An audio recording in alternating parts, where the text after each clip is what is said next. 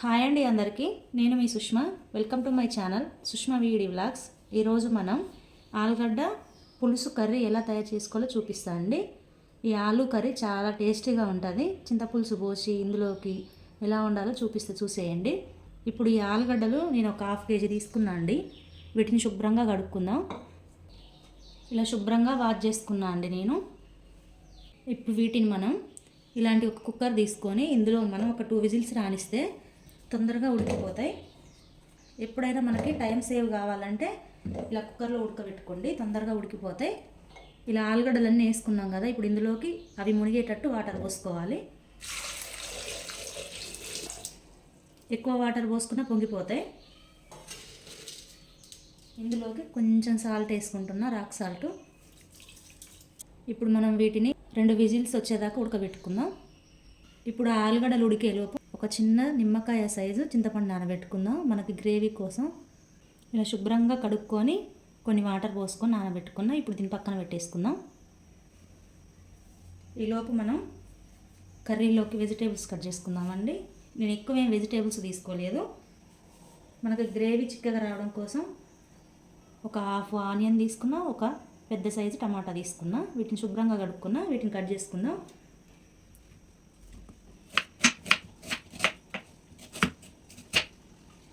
వీటిని చిన్నగా ఇలా కట్ చేసుకుందామండి.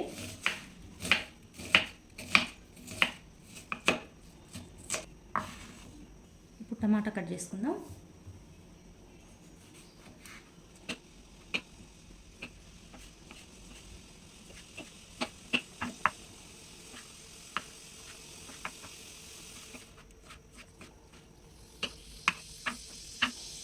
ఇప్పుడు టమాటా కూడా కట్ చేసుకున్నాం కదా, ఇందులోకి నేను ఒక పచ్చిమిర్చి తీసుకుంటున్నా. ఇప్పుడు దీన్ని కూడా కట్ చేసుకుందాం.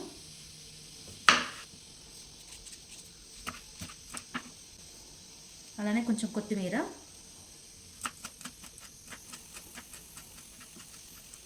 ఇలా వెజిటేబుల్స్ అన్నీ కట్ చేసుకున్నాం కదండి. కొంచెం కరివేపాకు కూడా ఇలా ఈ విధంగా కట్ చేసుకోవాలి. నేను ఒక టమాటా తీసుకున్నా అండి, ఎందుకంటే గ్రేవీ చిక్కగా రావడం కోసం. ఈ విధంగా కట్ చేసుకున్నాం కదా, తర్వాత మిగతా ప్రాసెస్ చూసేద్దాం. ఇలా ప్రెషర్ అంతా పోయిన తర్వాతనే మనం కుక్కర్ లిడ్ తీయాలండి. బాగా ఉడికిపోయాయండి. ఇప్పుడు వీటిని మనం పొట్టు తీసేసుకుందాం నీట్గా. చూడండి ఎలా ఉడికిపోయాయో. ఇప్పుడు వీటిని ఇలా నీట్గా పొట్టు తీసుకోవాలి. 2 విజిల్స్ అయితే చాలండి, మంచిగా ఉడికిపోతాయి. మనకి చాలా టైం సేవ్ అవుతుంది. అర్జెంటుగా మనం బయటికి వెళ్ళాలి అనుకున్నప్పుడు మాత్రం మీరు ఇలా కుక్కర్లో ఉడకబెట్టి చేసుకోండి. డైరెక్ట్గా అయితే మాత్రం చాలా టైం పడుతుంది.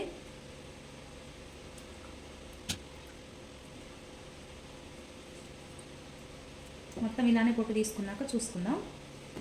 ఇలా నీట్గా పొట్టు తీసుకున్నాం కదండి. ఎప్పుడైనా సరే మనం చింతపండు గ్రేవీ పోసి కర్రీ చేయాలనుకున్నప్పుడు ఇలా చిన్న చిన్న ఆలుగడ్డలు మాత్రమే తెచ్చుకోండి, చాలా టేస్ట్ ఉంటాయి. ఇప్పుడు మిగతా ప్రాసెస్లోకి వెళ్ళిపోదాం. నేను కర్రీ కోసం ఇప్పుడు ఒక కళాయి పెట్టుకున్నాండి. కళాయి బాగా వేడైపోయింది కదా, ఇందులోకి ఆయిల్ పోసుకుందాం.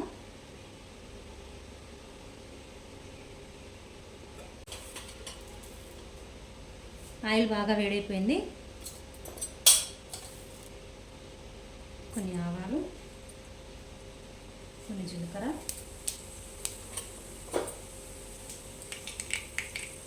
కచ్చాపచ్చగా దంచుకున్న వెల్లుల్లి రెబ్బలు, పోపు దినుసులు మగ్గిపోయాయి కదా అండి. ఇప్పుడు ఆనియన్ వేసుకుందాం.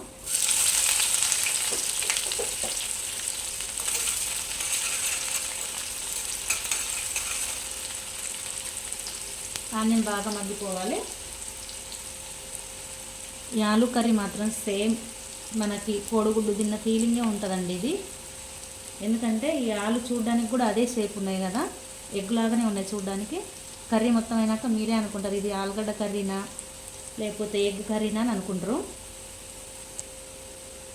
ఇప్పుడు కొంచెం పసుపు వేసుకుందాం.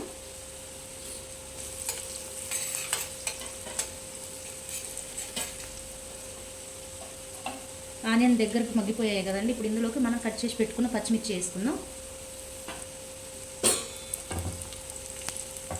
అలానే ఒక 2 రెమ్మల కరివేపాకు,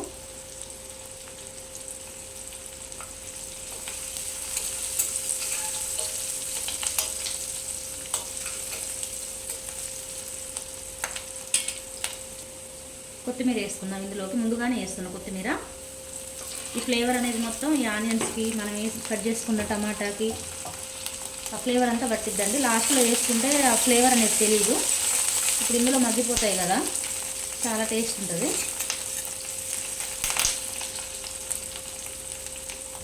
అలానే మనం కట్ చేసుకున్నాం కదా ముందుగా ఒక టమాటా, అది కూడా వేసుకుంటున్నాం.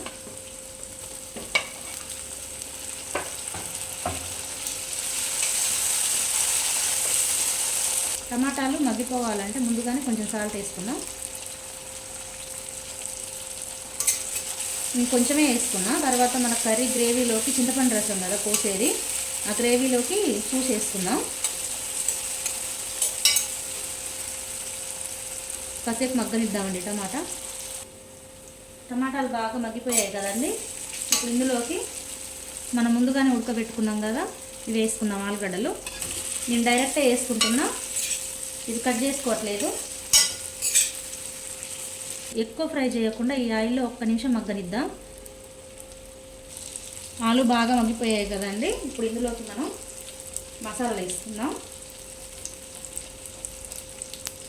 కొంచెం కారపొడి, నేను 2 స్పూన్ల కారపొడి వేసుకుంటున్నా. ఎందుకంటే ఇందులోకి మనం చింతపండు రసం పోసుకుంటున్నాం కదండి, పులుపు ఎక్కువగా ఉంటుంది.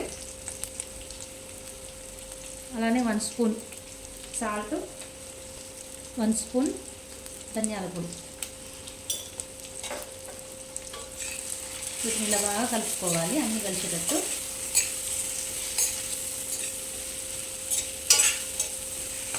ఇలా కారపొడి ఇవన్నీ వేసుకున్నాం కదా. ఇప్పుడు గ్రేవీ కోసం మనం ముందుగానే నానబెట్టి ఇలా గుజ్జు తీసుకున్నాం అండి, దీన్ని పోసుకుందాం. ఈ రసాన్ని చింతపండు రసం పోసుకుందాం.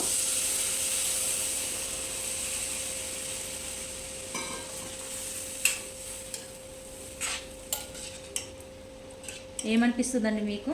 ఇవి ఆలుగడ్డ కర్రీ లెక్క ఉందా, ఎగ్ కర్రీ లెక్క ఉందా? ఇప్పుడు మనం పోసుకునే ఈ చింతపండు రసం ఉంది కదా, ఇందులో బాగా ఈ ఆలుగడ్డలు అనేవి బాగా ఉడికిపోవాలి. మనం ఇందాక ఆల్రెడీ ఒక 2 విజిల్స్ పెట్టి ఉడకబెట్టుకున్నాం కదా, ఇప్పుడు కాసేపు ఉడకనిస్తే సరిపోతుంది.